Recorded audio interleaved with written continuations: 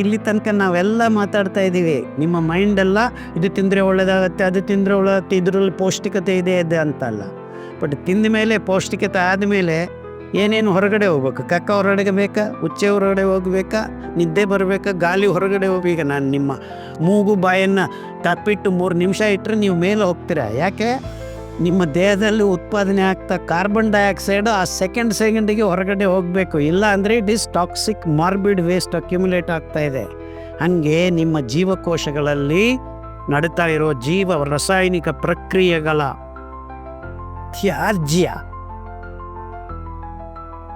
ಗ್ಲೂಕೋಸನ್ನು burn ಮಾಡಿದಾಗ carbon dioxide ಉತ್ಪಾದನೆ ಆಗುತ್ತೆ. ATP ಅಂತಾರೆ.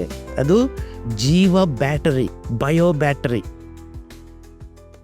ಎಲ್ಲಿ ಎನರ್ಜಿ ಅಂದರೆ, ಈಗ ನಾನು ಬೆರ್ಲಿಂಗ್ ಅನ್ಬೇಕು ಅಂದ್ರೂ, ಹಿಂಗೆ ನಡಿಬೇಕು ಅಂದ್ರೂ, ಕಣ್ಣು ಮಿಟುಕಿಸಬೇಕು ಅಂದ್ರೂ, ಒಳಗಡೆ ಸೇರಿಕೊಂಡಿರೋ ಗಾಳಿಯನ್ನು ನಿಶ್ವಾಸದಲ್ಲಿ ಹೊರಗಡೆ ಕಳಿಸಬೇಕು ಅಂದರೂ, ಶ್ವಾಸಕೋಶಗಳು ಪಂಪ್ ಮಾಡಬೇಕು ಅಂದ್ರೂ ಶಕ್ತಿ ಬೇಕು. ಆ ಶಕ್ತಿ ಎಲ್ಲಿಂದ ಬರ್ತಾ ಇದೆ? ಈ ATP ಇಂದ ಬರ್ತಾ ಇದೆ. ATP ಎಲ್ಲಿ ಉತ್ಪಾದನೆ ಆಗ್ತಾ ಇದೆ? ಮೈಟೊಕಾಂಡ್ರಿಯಾ ಅನ್ನೋ ಒಂದು ವ್ಯವಸ್ಥೆ ಇದೆ.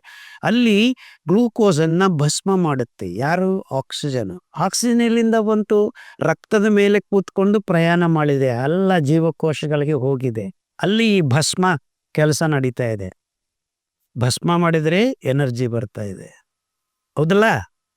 ಆ ಎನರ್ಜಿ ಬಟ್ಟಾಗ ATP ತಯಾರಾದಾಗ ಲೀಕ್ ಆಗತ್ತೆ ಎನರ್ಜಿ. ಆ ಲೀಕ್ ಆಗಿರೋ ಎನರ್ಜಿನೇ ರೋಗ.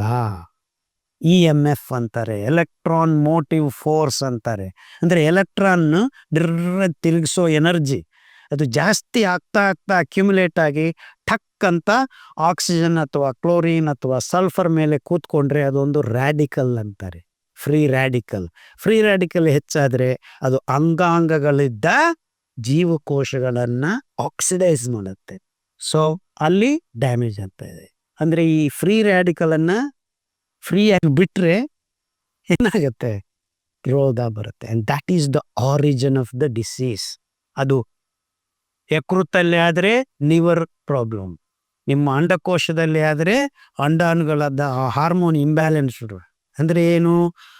ನಿಮಗೆ ಗೊಂದಲ ಆಗ್ತಾ ಇರೋದು ನಿಮ್ಮ ATP ರೆಡಿ ಆಗ್ತಾ ಇದ್ದಾಗಲೇ. The tumbling down of the electrons through cytochrome P460 ಅಂತ, P450 ಸಿಸ್ಟಮ್ ಅಂತಾರೆ.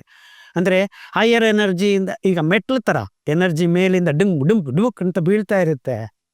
ಆ ಎನರ್ಜಿ ಲೀಕ್ ಆಗದೆ ಬಿದ್ದಾಗ, ಈಗ ನಾವು ನೀರನ್ನು ಮೇಲಿಂದ ಬೀಳಿಸಿ ಟ್ರಾನ್ಸ್ಫಾರ್ಮರಲ್ಲಿ ಕಟ್ಟಿಡ್ತೀವಲ್ಲ ಎನರ್ಜಿ, ಅದೇ ಥರ ನಮ್ಮ ಮೈಟೊಕಾಂಡ್ರಿಯಲ್ಲಿ ನಡೀತಾ ಇದೆ. ಆ ಲೀಕ್ ಹಂಗೆ energy is the source of disease.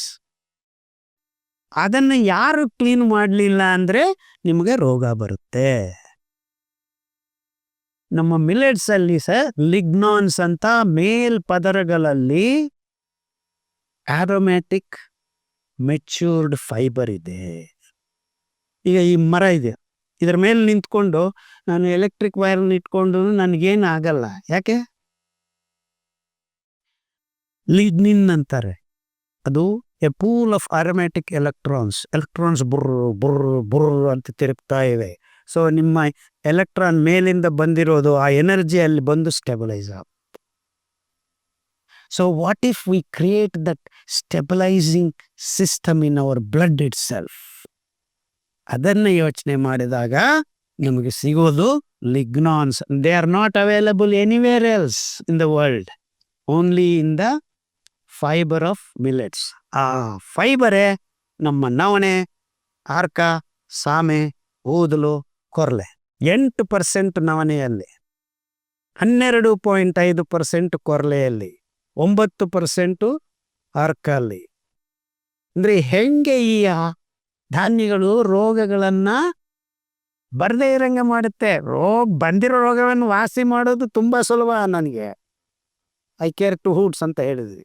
But ನಿಮಗೆ ಯಾವ ರೋಗ ಬರಲೇಬಾರದು, ನೀವು ಡಾಕ್ಟ್ರ್ ಹತ್ರ ಹೋಗಲೇಬಾರದು. ಇಲ್ಲಿ ತನಕ ಡಾಕ್ಟರ್ಸ್ ಏನು ಮಾಡ್ತಾ ಇದ್ದಾರೆ? ಈ ಟ್ಯಾಬ್ಲೆಟ್ ತಗೋ, ಆ tablet, life long take the tablet ಅಂತ. ಲೈಫ್ ಲಾಂಗ್ ಡಾಕ್ಟ್ರೇ ಬೇಡ ಅಂತ ಹೇಳ್ಬಿಡ್ತೆ. ಯಾವಾಗ? ಚಪ್ಪಾಳೆ ತಳ್ತಾರೆ ಆಗಲ್ಲ, ಬಿಲ್ಲೆಟ್ ಸಿಕ್ತಾಗ ಆಗಲ್ಲ.